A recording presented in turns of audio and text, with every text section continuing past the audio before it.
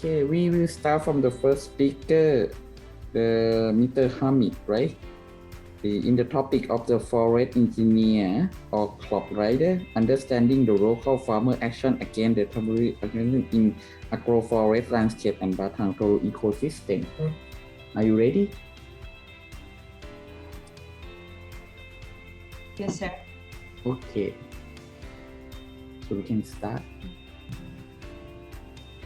Greetings everyone, I would like to present my paper about forest engineer or crop rider, understanding the local farmers against Tapanuli orangutan in agroforest landscape of Batang ecosystem of Sumatera, Indonesia. The author consists of 3 people. I myself, Amit Arum Harahap, will present this paper. So, Tapanuli orangutan is the new species of orangutan just discovered in 2017. There is an urgency to save this world most critical endangered creatures because their population less than 800. And they are live in the fragmented forest of Batang ecosystem. Major et al. 2021 specifically mentions the causes of threat to Tapanuli orangutan, such as habitat loss, hunting and killing of orangutan, and extractive industries. So the purpose of the study is to understand socio-economic status of community and farmers' behavior, like knowledge, perception, attitude, and actions against Tapanuli orangutan.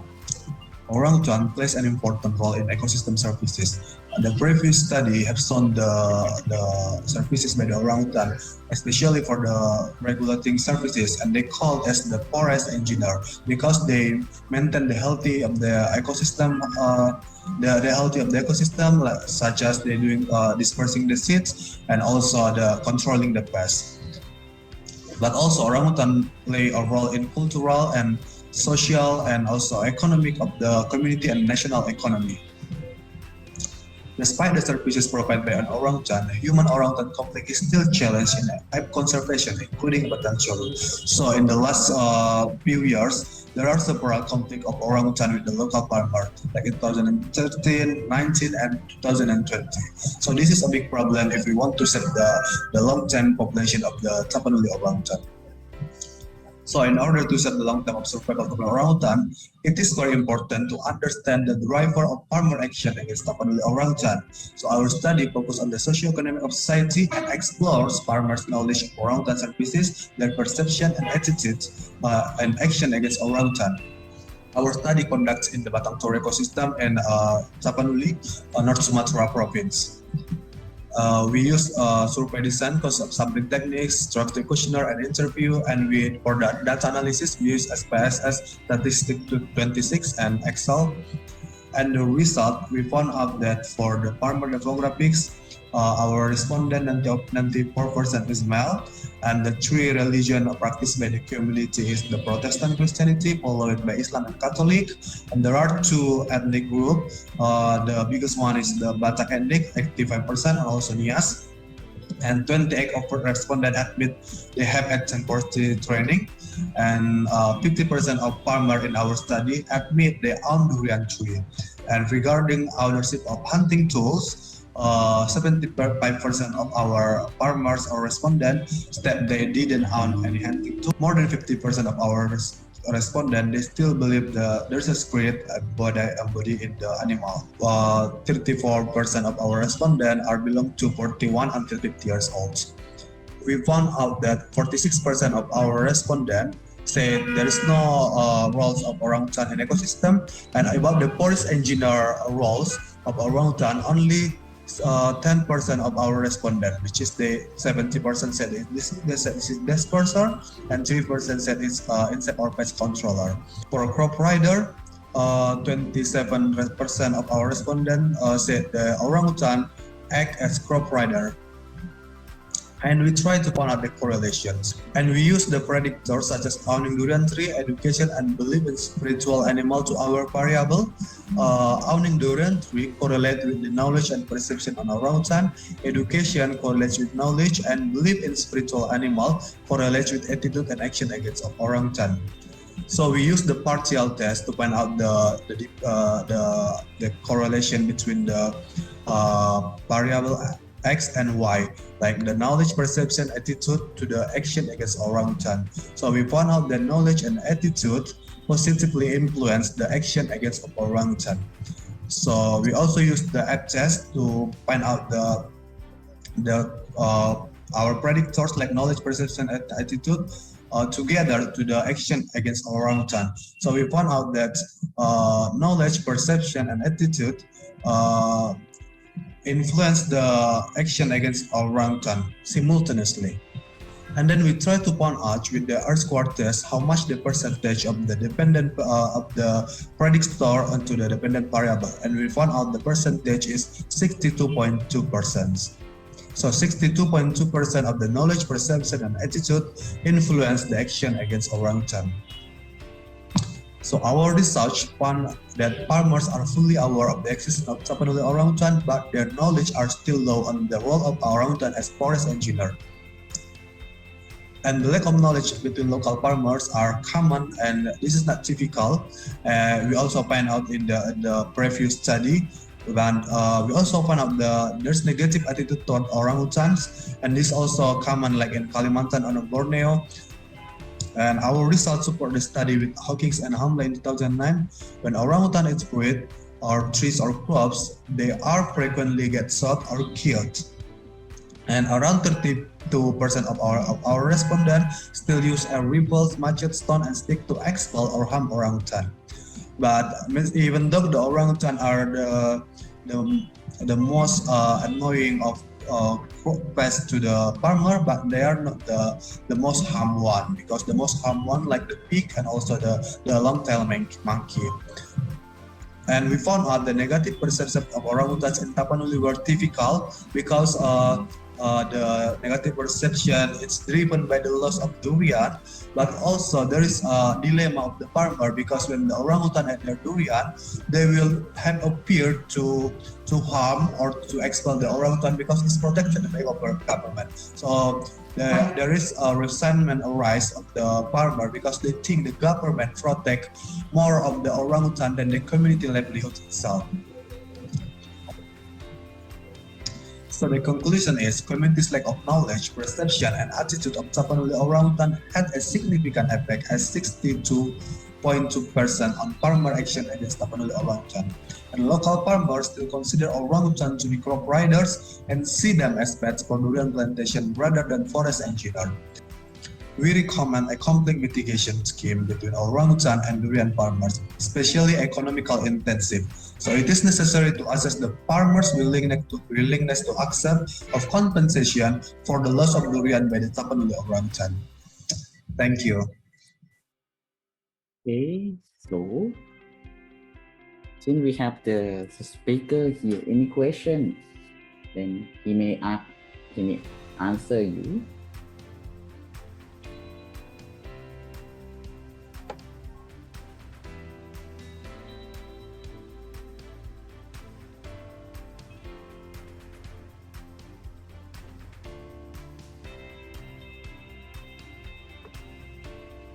Okay, since we have the moderator said, like, since we have the lack of time, maybe you can leave the chat the question in the chat box, and then we can start the next presentation, and meanwhile the presenter can answer.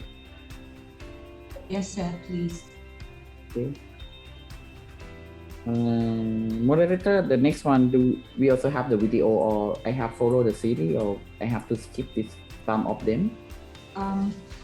According to the list, everything is just go like the previous schedule, sir. Okay. You can So just we- do the next video, sir.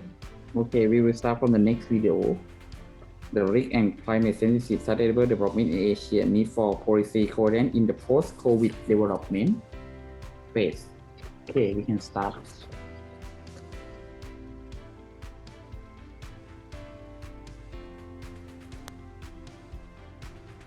Good afternoon, distinguished co-chairs, ladies and gentlemen. I'd like to make my presentation on risk and climate-sensitive sustainable development in Asia, need for policy coherence in the post-COVID development phase. I'd like to take this opportunity to thank co-authors of this paper, Professor Amarutunga and Professor Haig. I'll be talking about risk drivers of development, disaster impact on SDG in Asia, COVID-19 impact on sustainable development goal, key challenges and policy gap, policy coherence, and conclusion. When we look at development as a whole, there are multiple risk drivers: climate change and variability, unplanned development practices, natural hazards, underlying vulnerabilities, emerging threats such as COVID-19 pandemic, and institutional issues such as risk governance. It shows the fact that risk and development are closely related. It also shows that sustainability depends on multiple risk drivers. Climate change and disasters set back decades of development gains. COVID-19 has taught us how disasters can wipe out development gains that have been achieved over the years. When we look at disaster impact on SDG in Asia, overwhelming evidence suggests that Asia Pacific region needs to accelerate action on sustainable development goals. At the current speed, the region may achieve less than 10% of SDG target by 2030. Region is well behind the climate action, the target 13 of the SDG, so does the resilience building targets under it. Climate change is causing more frequent and intense natural hazards, while rapid socio-economic development means more homes, businesses, and infrastructure that are under threat due to climate change. It shows the fact that disaster resilience has far-reaching impact on sustainable development in the region. If we invest on disaster resilience, process and progress towards sustainable development goals would be faster. However, if we fail to invest on disaster resilience, decades of investment could be derailed. It also shows the fact that region remains unlikely to meet any of the 17 SDG targets by 2030 without concerted and extra effort from all key stakeholders. When we look at COVID-19 impact on SDGs, pandemic has added a new dimension to their risk levels, worsening the impact of multiple crises, exacerbating inequalities, and threatening progress in achieving sustainable development. COVID-19 will have short, medium, and long-term impact on all SDGs. Losses may reach $43 billion in developing countries of the region. Pandemic has triggered first decline in human development in 30 years. While the Asia Pacific region was already off track to meet the sustainable development goals, pandemic is a massive setback for achieving the targets by 2030. It shows the fact that development and humanitarian actions needed to ensure no one, no country, no sector is left behind. Pandemic also shows us that Asian countries are quite capable of drastic actions if required. When we look at some of the key challenges and policy gaps, one of the most important things is disintegrated policies, frameworks, strategies, taking climate and risk-sensitive development process at multiple levels. That lead to overlap institutional mandate and implementation mechanisms. That also lead to redundancies and duplications of efforts and resources. Lack of tools and methodologies to integrate risk into development planning process is another challenge. Lack of risk profiling and data sharing protocols and systems and mechanisms remains a big gap. Looking at some of the policy-related issues, policy coherence could provide some of the solutions.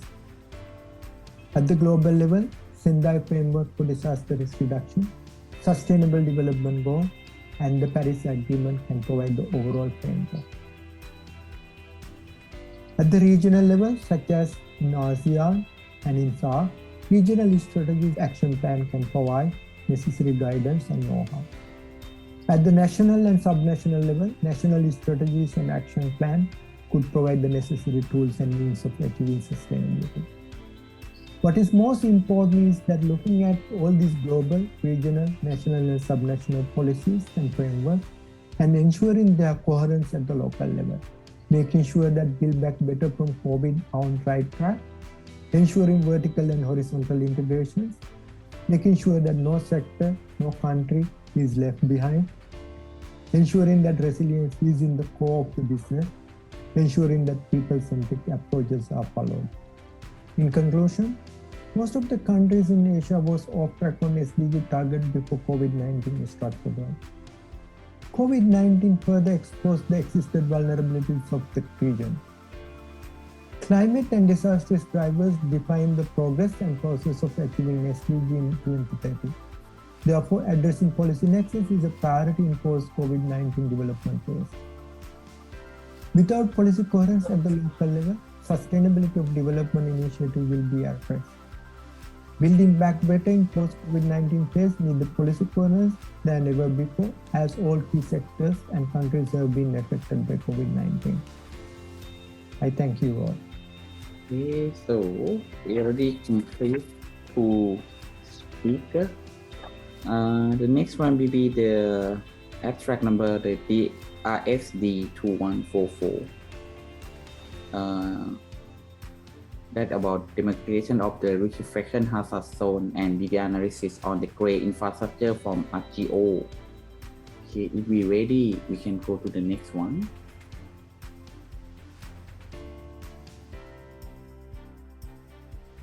The speaker in Fiji, and he said like his internet is not so good, but he can answer.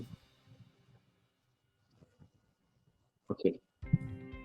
My name is Merwale Simekatini, presenter on behalf of our group. Our research is a case study focused on investigating how liquefaction had a contributing factor to the damages undertaken to the road network in the Maduata province in Benua Levu. The damages to the road network was caused by tropical cyclone Ana, which recently came to the Fiji Islands and caused excessive damage to the infrastructure, especially to the road. And this was our focus of our case study. And so to ensure effective investigation, we came up with 3 objectives. So objective 1 was to identify the road networks, the grey infrastructure within the Maduata province, and the extent of the damage caused by tropical cyclone Ana.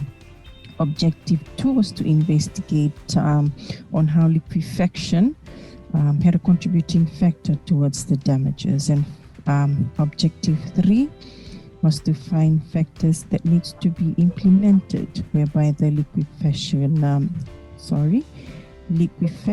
risk can be managed and mitigated. And before I go further onto the slides, I would just like to raise that due to the second wave of COVID-19 hitting our island, our findings was restricted to research articles, conference reports, and information obtained from organizations that we found that were relevant to our investigation. So in our findings, apart from taking into account studying the geological environmental risk assessment of the Maduata province, we also looked at the liquefaction causes, what could be contributing to this liquefaction. And we found that the induced lateral spreading had a major contribution to liquefaction. And so we picked that, we went further into finding if it had a contribution. Liquefaction actually had a contribution to the damages. In the slide before you is the grey infrastructures. So on the table that lists the grey infrastructures identified within the province and also the damages, you can find that all the roads, most of the roads were closed. The bottom one was the focus of the study, the road sleeper, so which you can see in the photo, the underslip and the surface slip. And this was the focus of our case study, by looking at it and seeing if liquefaction did have a contribution to the surface slip and the underslip. And so we used 4 perimeters in order to gather the findings. So it was on lithology, soil available holding capacity, soil class, and soil drain. Lithology because it is fundamental basement of all layers. Soil available water holding capacity based on the concept the less water content in a soil, the low chance of liquefaction. Soil class by looking at its filtration tolerability against water, and soil drain by the understanding poorly drained soil have high water table and therefore are susceptible to liquefaction as compared to perfectly drained soil. So in our findings, we found that in the Madhwata province, it had 64% of low liquefaction. Okay, so the area has low liquefaction, 64%. So the area itself is very vulnerable to surface slips and undersleep. And we also managed to have a proven indication that liquefaction had a contributing factor on ground destabilization. And we also found that it is a new concept, so it needs further research. Not only did the liquefaction had an impact on the road, it also had an impact on a village, Nambavatu village. It affected their house, it caused damages to their houses. So it required the need of having documents. It required the need of taking this into account in the design stage, and that gave rise to the objective 3. So we found 3 factors that were relevant for the Fiji Island that needs to be implemented that could assist in the managing and mitigation of the liquefaction risk and future risks that could be identified through further research. One was on policy system, the need to have codes, engineering codes and legislation that emphasizes to designers and planners the need to identify risk, the need to manage this risk, how we'll manage it, how we'll mitigate it against the design. And the design itself was another factor. The need in the design stage to note down and identify this risk and how that risk will be mitigated, so it meets the policy requirement or it meets the engineering codes that needs to be compiled. And in the risk as well, the need to demarcate the risk, the high risk, medium risk, and low risk. How, if it's high risk, what design criteria needs to be followed so that this risk is mitigated, the liquefaction is mitigated. If it's medium risk, what design guidelines needs to be followed, likewise for low risk. And so the last factor we found as well was the need to identify, to know the risk, accept there is a risk, and to come with a risk assessment that mitigates it, so that we are not only constructing infrastructure, we are constructing a resilient infrastructure. And the need to accept that these infrastructures are critical infrastructures, that when they are damaged, they create a lot of chaos. They create a lot of, it has a lot of impact on people who rely on these infrastructures. So the last factor was the need to identify the risk, accept that this risk is a threat to infrastructure. Liquefaction is a threat to infrastructure. So having covered the 3 objectives, can conclude that liquefaction does have an impact on road infrastructure, and that this is an area that needs further research, as well as research on future risk that can have an impact on infrastructure. So to close off, I would like to thank you all for listening. Okay, so we already finished another one. So the next one is also one of my interesting, DRSD 21221, disaster risk assessment of Rohingya refugee camp of the Bangladesh through this partial analysis and compared approach taken by the relevant working agency. So are the video ready?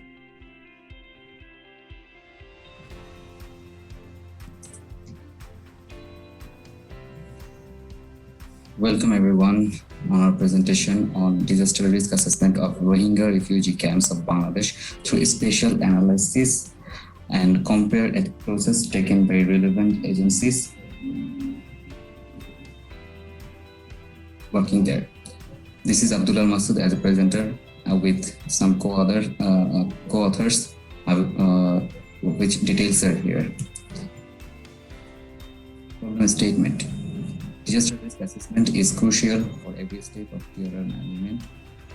Rohingya refugee camps as the biggest one of its kind in this world, and as it is established in reserve forest areas of hilly region, which have always been threatened by multiple hazardous disasters. It is also crucial for this area for proper planning and effective response in different hazardous or disasters events. So in this presentation, we will see different type of hazardous assessment along with examples, their advantage and criticisms. Fire hazard assessment.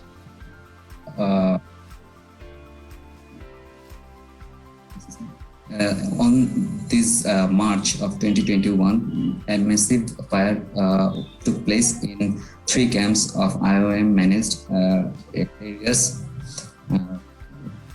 This assessment was associated by different agencies like IOM, REACH, OSM, and from coordinating part, ISCG was involved here.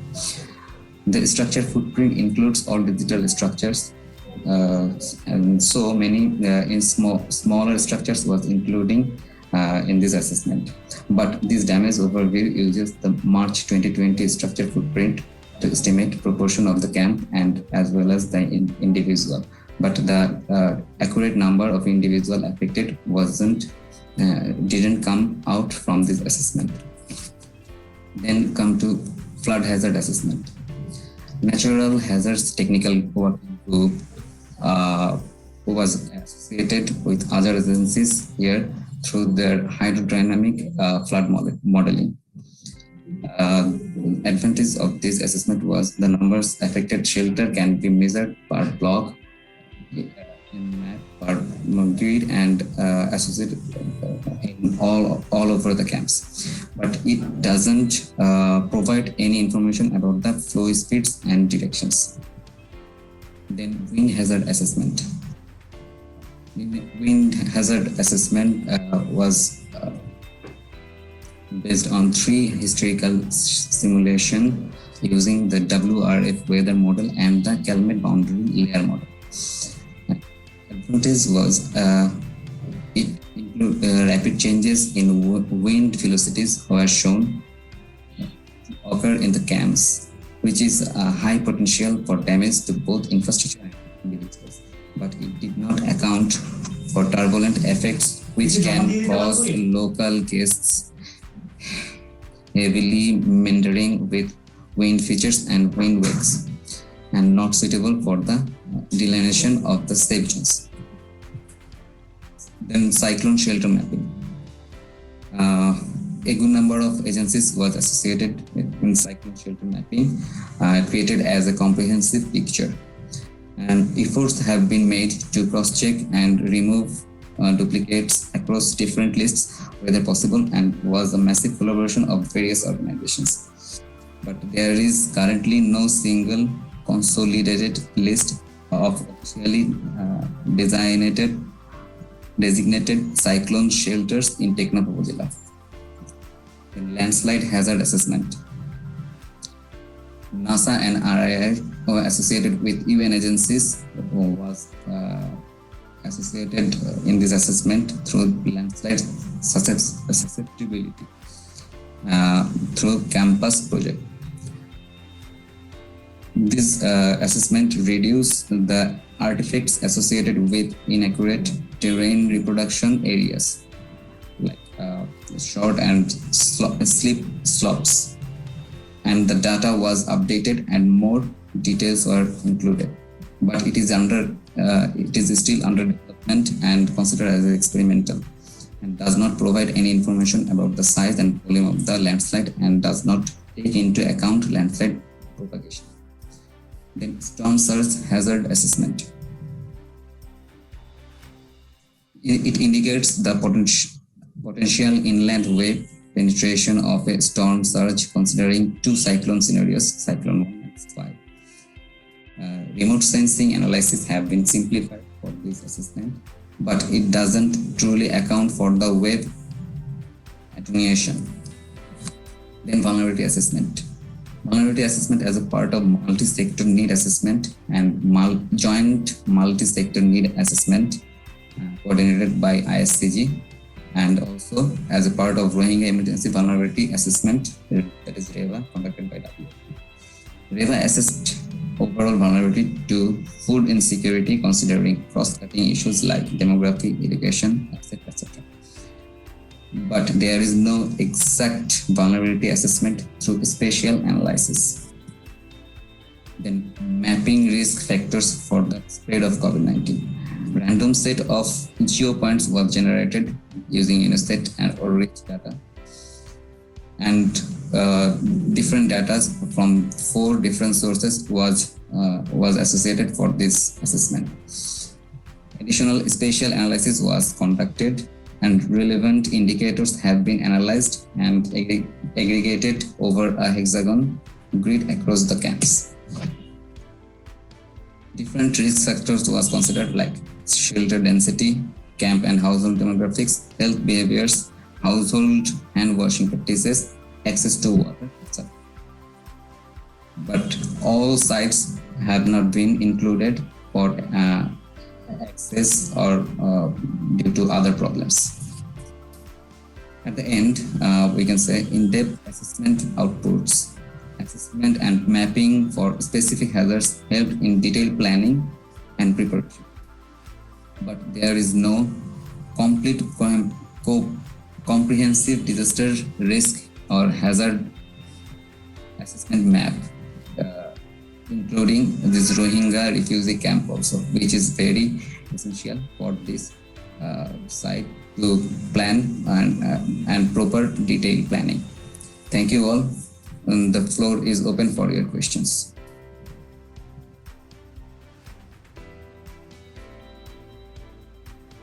Okay, so that was very interesting topic, and I think the speaker is here. If you have the question, comment, you can read in the chat box. So I will ask something later on. By the way, we go to the next one. DRSD 21 is got 23. Estimating the flood impact using the Sentinel-1 and AROS through pulsar through imagery. A case study of the southern Thailand. Mr. Gautam Danish, I think speaker is also here. And if the video ready, so we can go to the next one.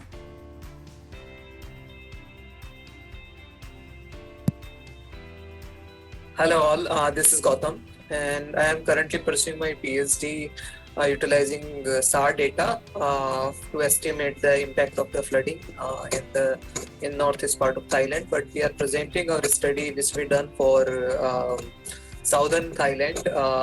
This is the case of Pabuk Cyclone, which occurred in January 2019. So I would like to introduce my co-authors, Mr. Sai from IIT Bombay and Professor Miyazaki and Professor Pal from AIT, who has supported in this work.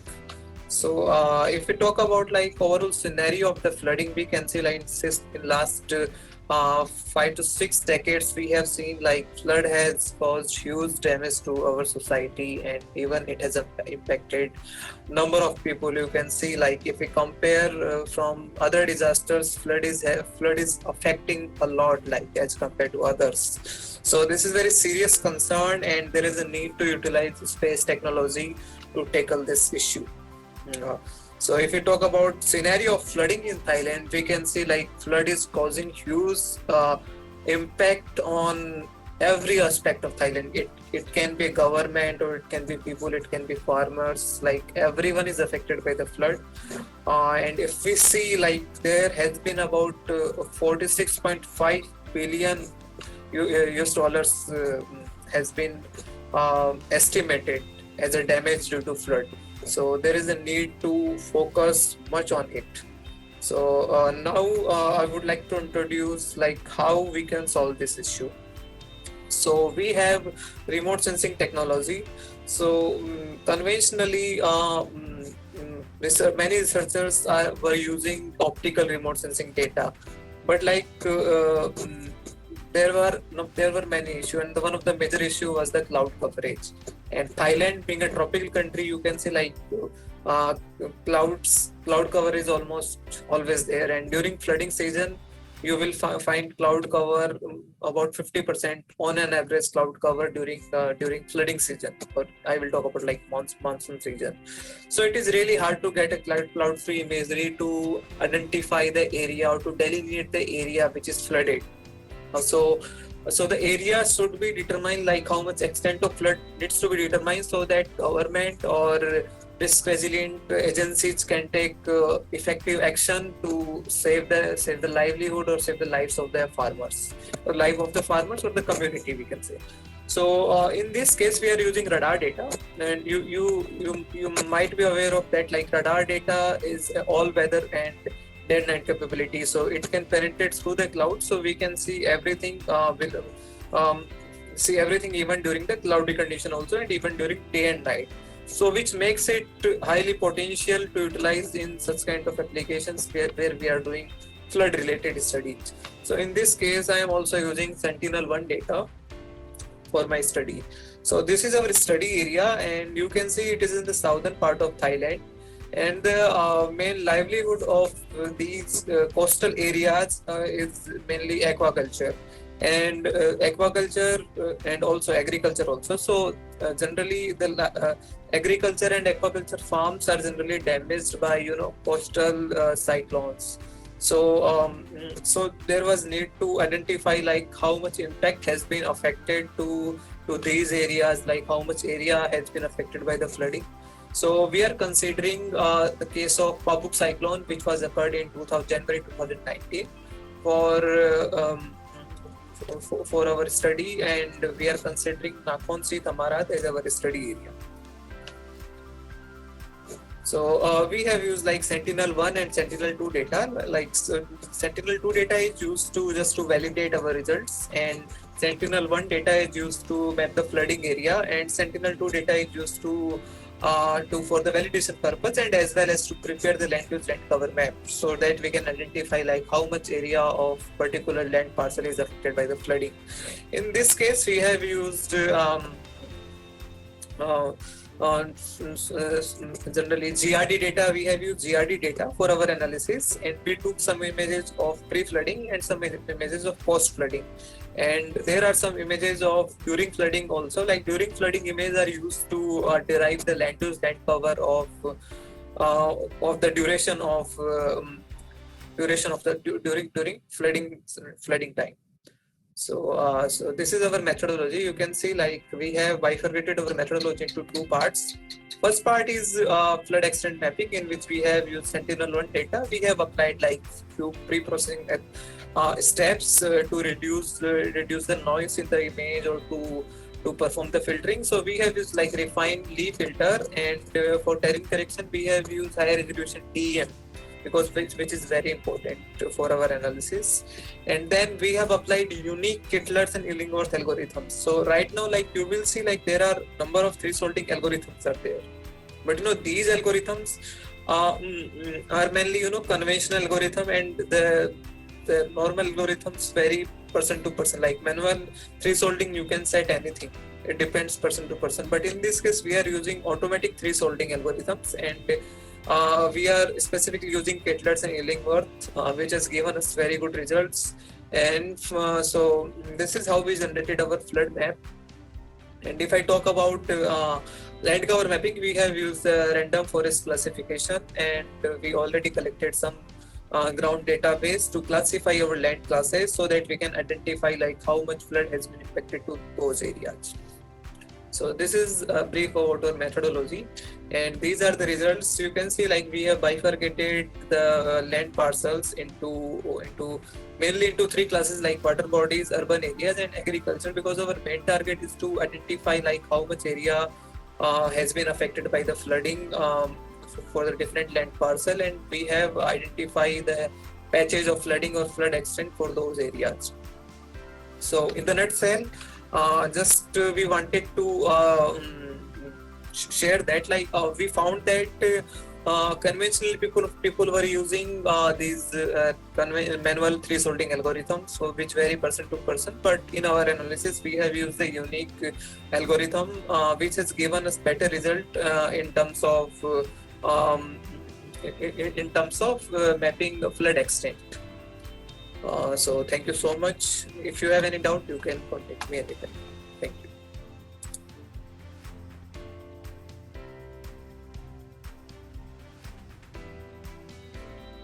Okay, thank you, Quantum. He is our RSGS, the doctoral student, I think, and he in the chat. You can ask him the question. Okay, we go to the next one, DRSD 21232, the modeling of an idealized bifurcation channel with the weir for flood risk reduction. Mr. Panchayol, if the video ready, we can start. Hi, good day to all of the audience, speaker, and participant of DRSD 2021. My name is Chao Tan from the University of Nottingham, Malaysia. Today, I'm going to present our study, which is modeling of an idealized bifurcation channel with weir for flood risk reduction. To explain what is bifurcation, in a simple terms, it is a stream of flow split into two. And due to its natural complexity of river bifurcation, it is hard to predict the downstream flow property based on the upstream flow property. Other than that, humans are always trying to control the river flow by using artificial structures such as weir. And weir is one of the most common artificial structures to control the river flow.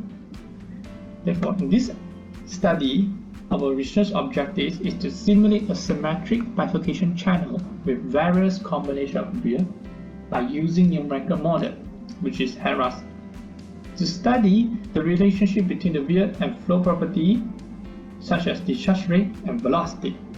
The model setup are the upstream channel 2.5 radius semicircular channel, and the downstream channel is a 2.5 width and 2.5 height semi-eclipse channel.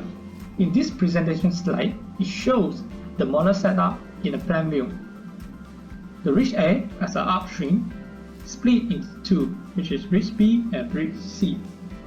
It is a symmetrical 60-degree bifurcate angle, and we place two contractor weir as our manipulating variable in this study. One of the main ratio is the discharge ratio. In this study, we refer it as discharge on the B divided by the discharge on the C. We propose three different shapes of contractor weir for our study, which are rectangular, trapezoidal, and V-knot. These three shapes are the common shape for contractor weir in real application. There's another main parameter, which is the width height ratio, and also the crest length ratio. In V-knot, we refer as crest angle ratio.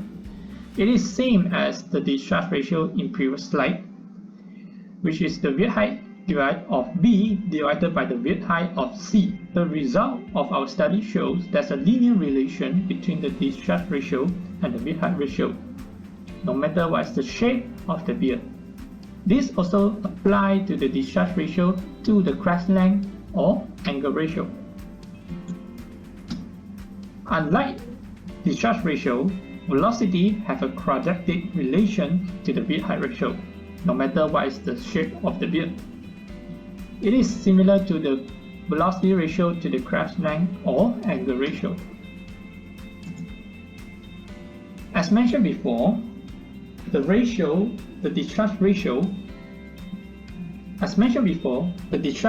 which is ridge, as mentioned before, the discharge ratio is always, as mentioned before, the discharge ratio is the discharge rate of B divided by discharge rate of C. Therefore, the discharge rate of B is always lower than discharge rate of C. In this result from the river surface profile shows the water surface elevation of ridge B after the weir is always lower than the ridge C. In conclusion, there's a linear relation between discharge ratio and wear. However, between velocity ratio and wear, it is a quadratic relation. In the end, a proper design of wear for bifurcating river is important to avoid flooding, and that is the aim of our study. Thank you. Hello. So, I think now we almost the last 4 presentation left in this technical session, number 20. So the next one is DRSD 21240, about the time frequency analysis of the strong ground motions from the 1999 Chamoli Earthquake. Okay, the video is ready, you can start. Hello everyone, my name is Vishwajit Pemasani and I am here to present the topic Time Frequency Analysis of Strong Ground Motions from the magnitude 6.6 1999 Chamoli Earthquake along with my teammates Kanuka Mareddy, Professor Jaiprakash Vemuri and Professor KVL Subramaniam. The stress build-up along the plate boundaries of the Indian and Asian plates is a source of major destructive earthquakes in the state of Uttarakhand. The magnitude 6.6 Chamoli earthquake occurred along the main central thrust of the Himalayas and caused unprecedented damage in the Garhwal-Kumaon region. Several villages like Gopeshwar, Ukhimat, Mandakini Valley and Bairagna were completely destroyed. There was severe damage to over 2,500 structures and cracks were observed in most of them in the Garhwal region. The death toll was 103 and over 2,000 villages were affected by the earthquake. It has been reported that the maximum observed damage intensity was 8 on the modified Mercalli intensity scale over a region of 20 square kilometers. The focal depth of the earthquake was estimated by USGS as 15 kilometers and by IMD as 21 kilometers. Ground motions were recorded at 11 stations of the strong motion array, which comprised of 3-component SMA1 instruments. The earthquake was so strong that it was felt up to the capital city of New Delhi, which is situated 300 kilometers away. There have been several recurrent earthquakes along these thrusts due to the enormous buildup of Coulomb stress due to past earthquakes. The 1999 Chamoli earthquake occurred in complex geological setting at the main central thrust and its 3 sub-thrusts, MCT 1, 2 and 3. This earthquake was the strongest to hit the foothills of the Himalayas in more than 90 years. The map shows the location of the earthquake epicenter as a star along with the 11th station locations where the data was recorded. Both the components of the strong ground motions, that is radial and transverse, were recorded at the 11 stations. The table shows the key characteristics of the ground motions, namely distance, peak ground acceleration, peak ground velocity, ratio of PGA to PGV, predominant period and mean period. The maximum PGA 0.35 meters per second square and maximum PGV 0.455 meters per second were both recorded at Gopeshwar. The recorded values of the predominant period varied from 0.1 to 1.46 seconds. Using the Sismosoft software and MATLAB, we have obtained the results through past Fourier transforms to estimate the frequency. The x-axis shows the frequency and the y-axis shows the Fourier amplitude for all these graphs of both the components radial and transverse. An earthquake wave consists of several frequencies. The frequency distribution of these waves is understood from the observations of the frequency content obtained using the fast Fourier transforms. FFTs are used to transform seismic time history into the frequency domain.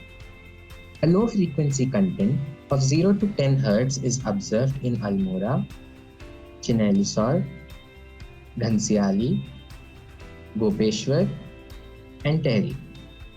A frequency of 0 to 15 Hz is observed in Barkot, Joshimath, Lansdowne, Ukhimat, and Uttarkashi. Roorkee had the least frequency content of 0.5 Hz compared to other stations.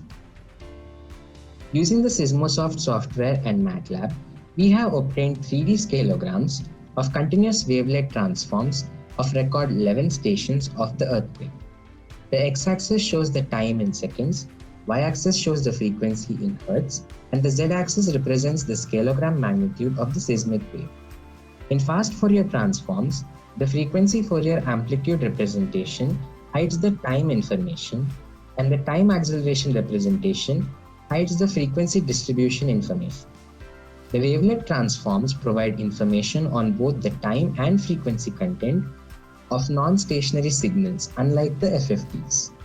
From the 3D scalogram, it is observed that Almora has multiple frequencies, primarily corresponding to a time period of 0.2 to 0.4 seconds. Barcode shows a single dominant frequency corresponding to a time period of 0.2 to 0.3 seconds.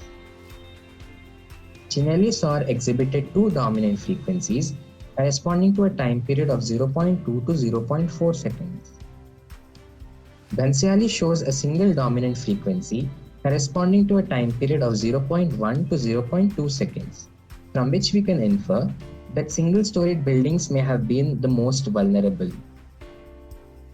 Gopeshwar also shows a single dominant frequency corresponding to a time period of 0.2 to 0.6 seconds. Joshimath and Lansdowne show multiple frequencies corresponding to a time period of 0.1 to 0.2 seconds. Roorkee again shows two dominant frequencies, like Chinelli Sor, but corresponding to a little higher time period of 1 to 1.1 seconds.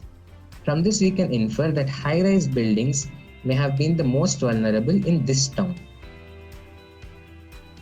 Tehri exhibits single dominant frequency corresponding to a time period of 0.3 to 0.5 seconds.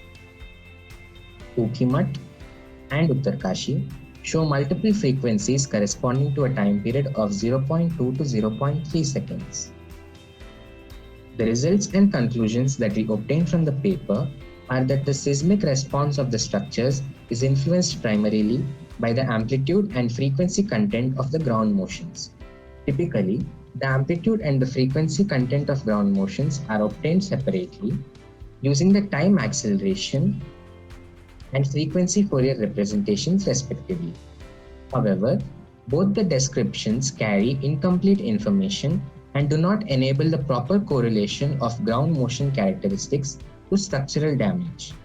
In this paper, the wavelet analysis technique is used to perform time-frequency analysis of strong ground motions recorded in the 1999 Chamoli earthquake. The continuous wavelet transforms of these ground motions show that these high frequencies were also sustained in time, thus causing enormous damage to the low-rise structures. Furthermore, the earthquake induced physical damage to infrastructure at various locations in Uttarakhand. All the references are mentioned below. Thank you. Okay, so thank you very much. Very nice and interesting one. So, okay, so we have last three presentation, still on time. The next one will be the DRSD 21175, the factor affecting the outbreak resilience of the local healthcare system, investigating the Philippine COVID-19 pandemic experience. So,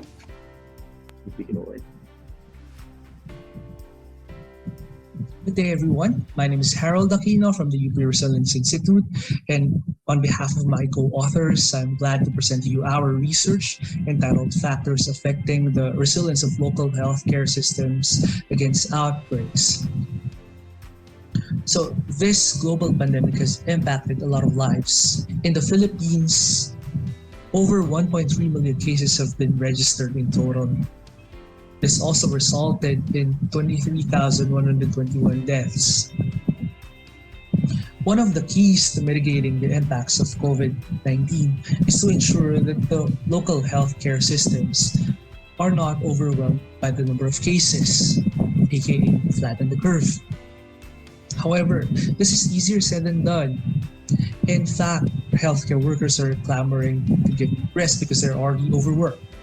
Personally, we've experienced when my dad contracted severe COVID, we had to wait for hours to get him a slot in the hospital.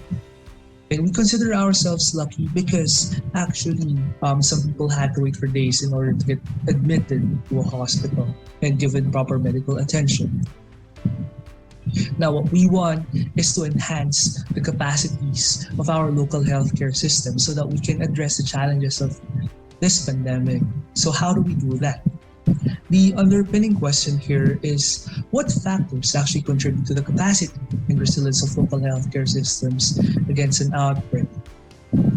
So we tackled the question by conducting key informant interviews with local healthcare administrators. So interviewed municipal health officers from a diverse backgrounds, considering the different parts of the country, different geographical and socioeconomic conditions.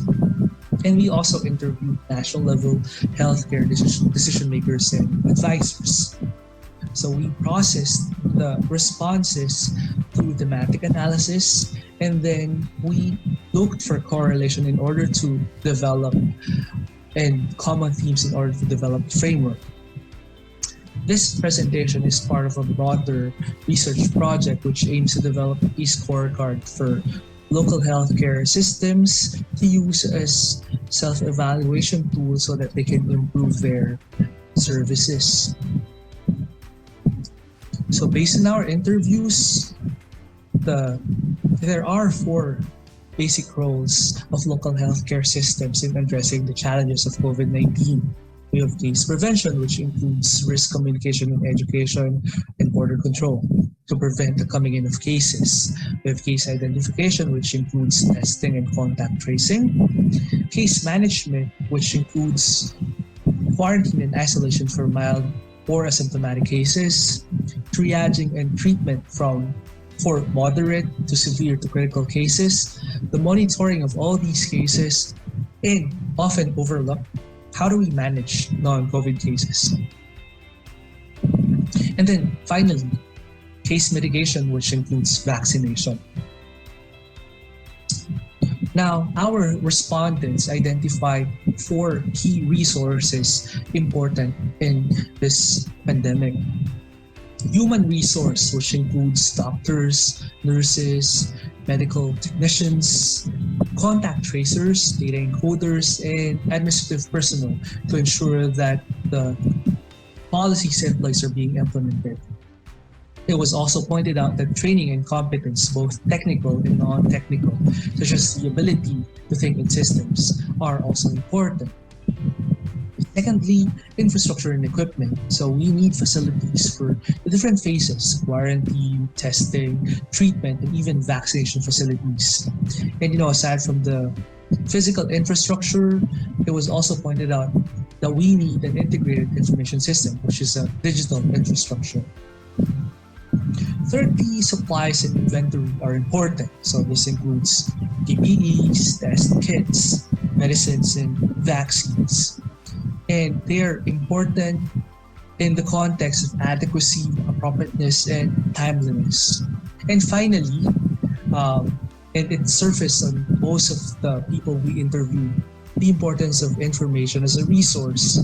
So people on the ground need information on COVID-19 and what appropriate actions they should take, information on national policies and how to implement them, and the reliability and timeliness of these information being fed to them are important. So you notice that there are 2 main themes here: availability, which includes adequacy and timeliness, and then quality, which includes competence, reliability, and appropriateness. We would like to point out that resources is not equivalent to capacity. Just because you have all these resources and abundance of them doesn't mean that, or doesn't automatically translate to good capacity in handling a pandemic. The converse is also true, which leads me to my next point. Leadership and governance is important in ensuring the effective use of these resources. This also includes healthcare financing, which includes how much budget we allocate to secure resources. In the lack of resources, resourcefulness and innovation are also important. Leadership and governance also includes ability to recognize that this is not a battle only of the healthcare system. It's a multi-sectoral challenge, which tells us that there needs to be a multi-sectoral involvement in this. And finally, political and social capital, which includes the involvement of the private sector. So as I said, leadership and governance influences the effectiveness of how resources are used. However, leaders also operate within the constraints of the broader context. So the context actually includes pre-existing socioeconomic conditions, geographic locations such as the permeability of borders. You see, what we noticed in our interviews is that the problems that we see are actually an amplification of the existing local healthcare system concerns. Local healthcare systems are also bound by national frameworks, policies, and structures. So I would like to conclude by saying that enhancing the local healthcare capacity actually means, number one, addressing the broader contextual issues such as the socio-economic concerns, adjusting or maybe integrating national and local healthcare systems, and making it more conducive for feedback and monitoring. And then number two, promoting effective leadership and governance, maybe equipping them with knowledge. And then thirdly, filling in with the resource gaps, particularly on the implementation side. So I hope you picked up a lot from my presentation, but if there are queries, you may email me at the email listed below, pm@up.ph. Thank you for your attention. Okay, so thank you very much, Harold. So that were very interesting from our colleague and so from like the chat box. So I think people can share more idea in this near future, and we will come up with some good knowledge from lesson learned that we can do in this last 2 years. Okay, we go to the next one. DRSD 21135.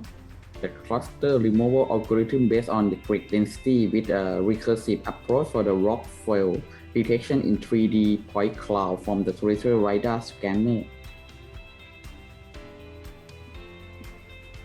Hello everyone, my name is Puripan Pratipasen, SIT student. The topic for today is clutter removal algorithm based on grid density with a recursive approach for rockfall detection in 3D point clouds from terrestrial LiDAR scanner. This study is a part of collaborative research activities among NECTEC, SIT, and Department of Mineral Resources under support from ASEAN Consti, EACJRP, Thai's Tokyo Tech Program, and the Office of Permanent Secretary of Mahesi. The outline consists of 6 parts, including introduction, background, proposed method, experimental results, discussion, and conclusion. Let's start with the introduction. The rockfall is a landslide that exhibits mass movements and highly varied volume, as you can see in this figure. And it is also an event when rock or earth falls, bounce, or rolls from a cliff or slope. For the damage from rockfall, the rockfall causes damage to the property, economics, personal injury, or even loss of lives. For example, the rockfall event in Trang, Thailand, and also the similar scenario in Kanchanaburi, Thailand. Rockfall has many characteristics, including frequency, magnitude, spatial location, and more, which we will focus on frequency. The approach to collect these characteristics consists of 2 parts, including 2D image and 3D point cloud, which the 3D point cloud consists of airborne laser scan and terrestrial laser scan, which in this work, we will focus on terrestrial laser scan,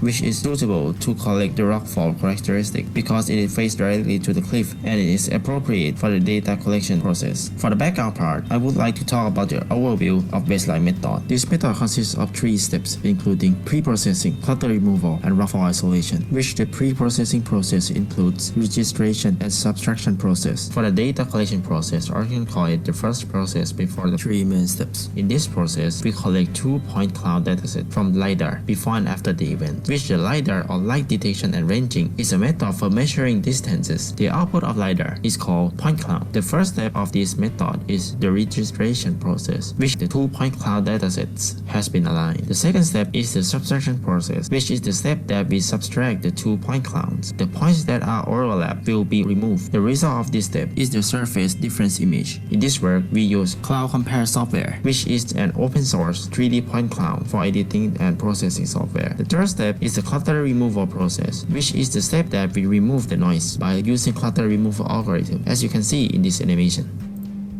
The fourth step is the rockfall isolation, which is the step that we isolate or group a single rockfall event, as you can see in this animation.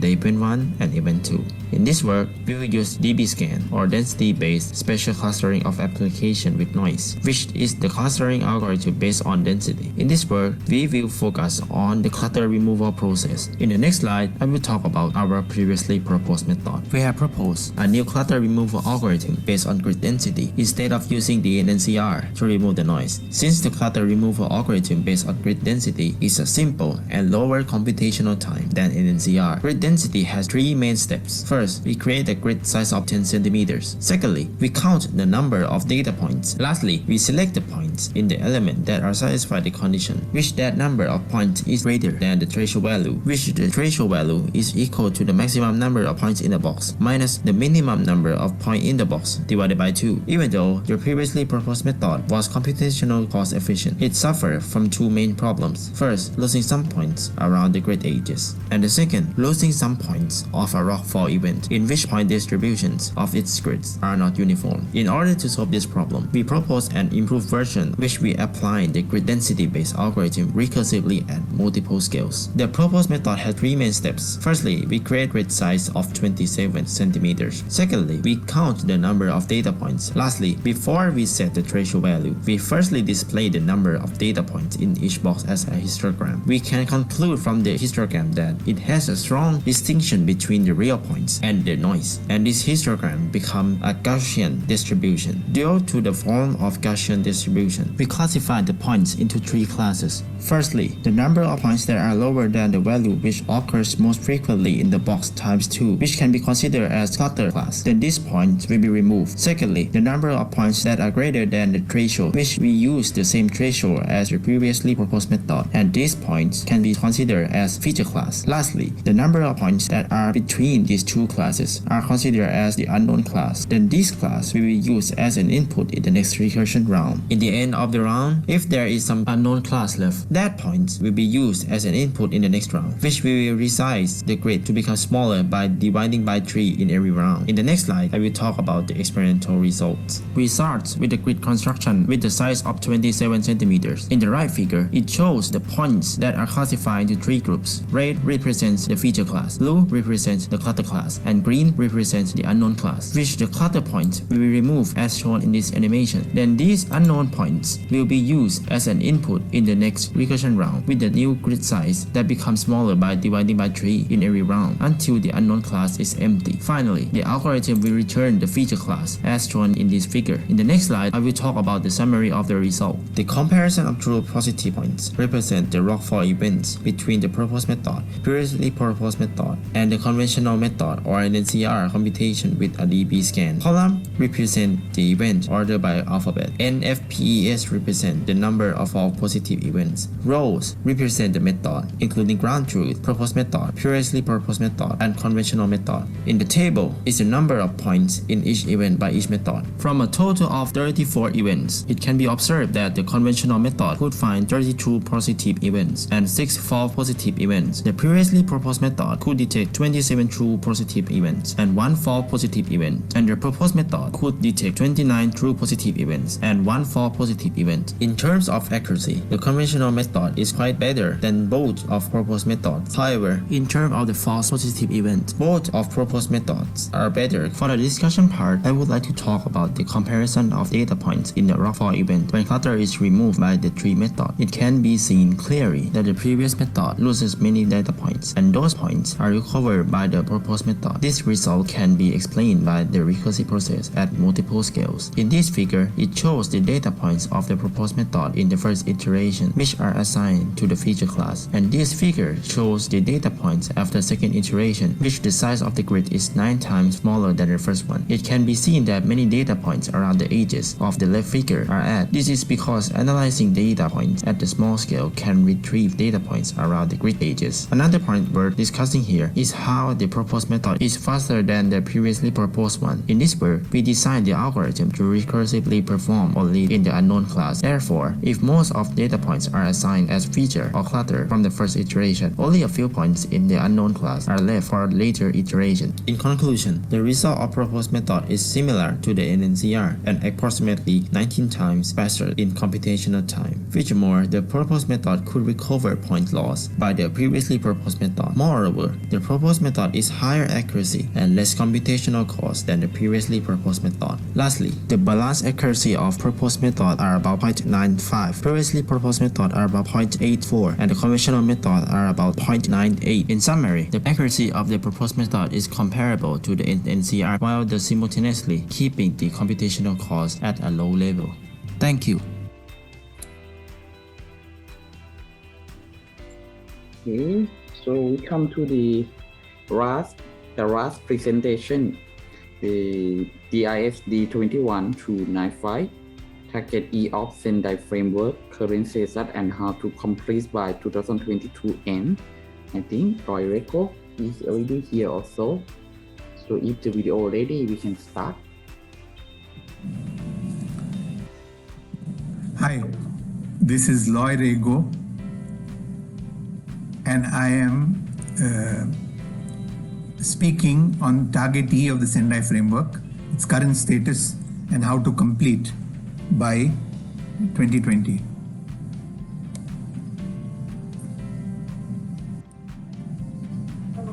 So I will talk to you about the current status of target E by end 2020, and it is a cup half empty or half full. It is one of the first targets to be achieved, in fact the only target to be achieved before 2030, and I would consider it to be a base for other targets. 101 out of 195 countries prepared national strategies by end 2020. That's target E1. Only 72 had local strategies in place.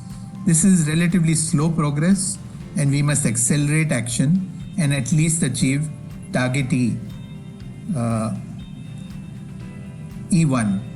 and 60% of target E2 by 2022.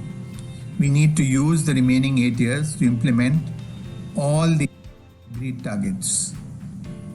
So E1 had 101 national strategies, and there is significant progress, over 59% in Asia Pacific and the Arab states, 53% in ECA, and 51% in the Americas and the Caribbean, and slightly under 50% in Africa. Two key elements were national strategies have been covered, are coherence and accountability, which show good progress. So too, 85 countries report positively on promoting policy coherence and compliance with the SDGs and the Paris Agreement. In the local strategies, that's target E2, the progress is not as good, but it's a more difficult area because you have multiple levels of government. So I already said that 72 local governments had DRR strategies. 69 countries had both national and local DRR strategies in 2019. And 96 countries reported either national or local DRR strategies, a rise from 48 countries in 2015.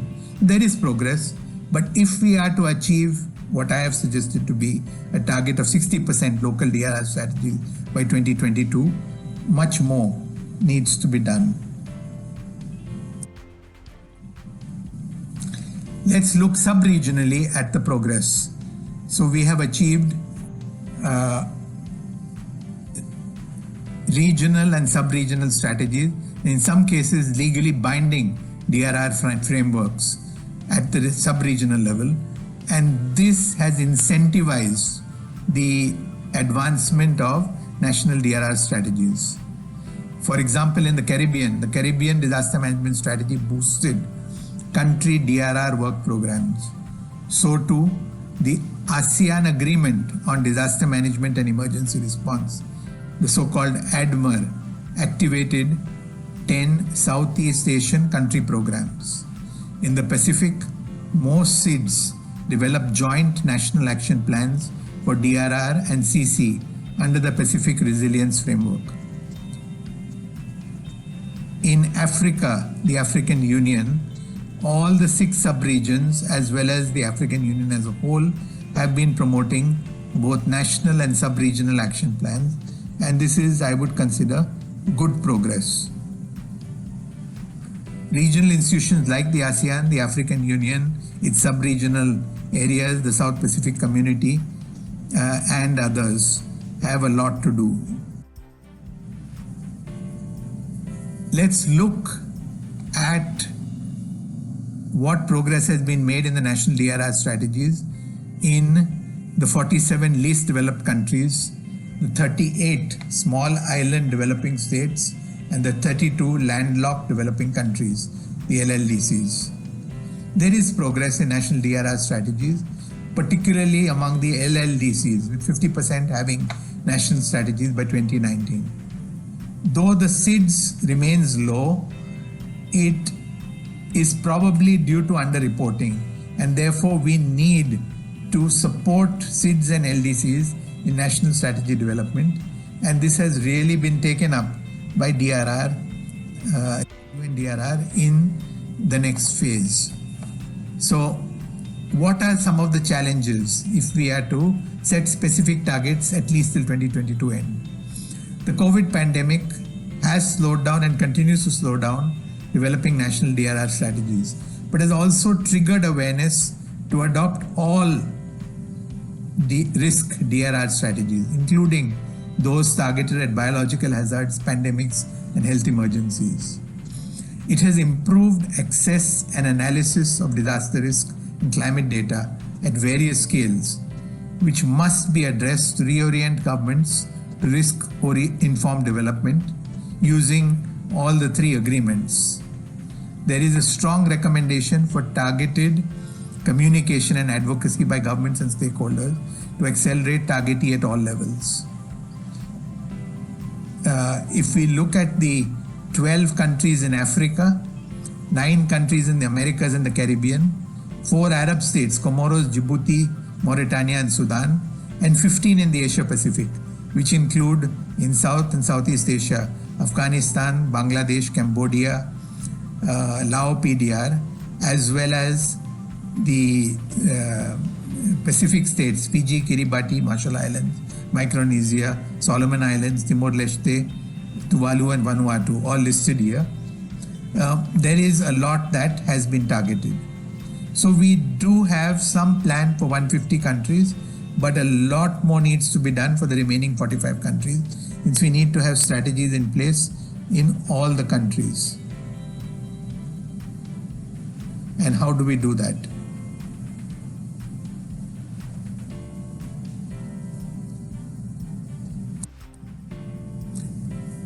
So we need to make this decade a more effective decade of action, 2021 to 2030. We need to measure progress on achieving target E at the national and local level, speed up progress and implementation. We need to map out local levels in each countries and start up plans and institutions where none exist. We need to integrate DPRR work into national plans and link them with the plans for SDGs and climate action. We need to work on DPRR at each level within and across sectors and link it using national and sectoral budgets. We need to implement action plans under projects, but also with national and local development projects and volunteer work. Preparedness and resilience across organizations at each level and links to development plans at this level need to be routinized. And finally, we need to set up targets for each of 3 years with pending actions taken up in 2030, rolling forward into expanded agendas. Thank you.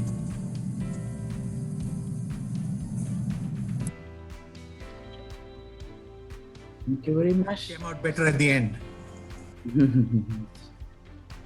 Okay, so we still have some time. If anyone have question, then we can write the issue and then asking the question. The Roy is here. I think he ready to answer directly on live as well. And if we have no question, I would like to thank you all the participants, all the speaker, co-chair, and the moderator for attending this conference. So I wish in the future we can keep in touch face to face very soon, and then discuss more and exchange more detail of like what we found in last 2 years. And by the end, also I would like to know, I think the presentation, the video will available online. Please keep in touch with the coordinator. He might inform you like the video link, and it will be really nice to share this kind of the knowledge to all the people. Okay, at the end, thank you very much for everyone, and have a nice day for this Friday. Thank you. Thank you very much, our co-chair, Dr. Sarawat. Thank you. Yeah, Thank you. And we are happy to offer any clarifications. So we needn't end it now. We still have time. So if you have any questions, please feel free to ask. Hello, sir. Sorry to interrupt you. All the participants are encouraged to use network launch to exchange your thoughts there. And within next 13 minutes, we all can meet in the plenary hall for the keynote section and as well as for the closing section. Thank you. Okay. Happy to talk in the network. Ladies and gentlemen, thank you so much for your active participation in this session, and I hope you enjoy the program. So we will still have the keynote session in the plenary hall, so hope to see all of you there. And thank you so much for today. ขอบคุณค่ะ